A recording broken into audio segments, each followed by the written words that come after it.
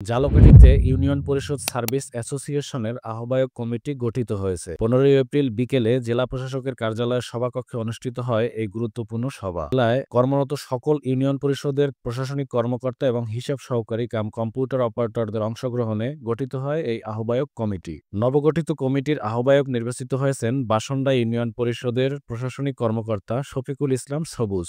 সদস্য সচিব হয়েছেন কুশঙ্গল ইউনিয়নের হিসাব সহকারী আবুল হাসান মৃধা।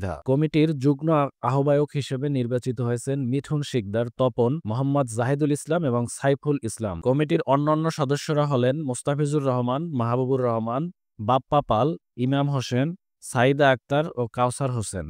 একই সভায় প্রধান উপদেষ্টা হিসেবে মনোনীত হন মোহাম্মদ আব্দুল লতিফ মোল্লা। গঠন করা হয় 7 সদস্যের একটি উপদেষ্টা পরিষদও। সভা শুরুর আগে জেলা প্রশাসক আশরাফুর রহমান এবং অতিরিক্ত জেলা প্রশাসক মোহাম্মদ কাউসার হোসেনকে ফুল দিয়ে শুভেচ্ছা জানান ইউনিয়ন পরিষদের কর্মকর্তারা। ঝালকাঠিতে ইউনিয়ন পরিষদের এই উদ্যোগে প্রশাসনিক কর্মকাণ্ড আরও গতিশীল হবে, এমনটাই প্রত্যাশা সংশ্লিষ্টদের।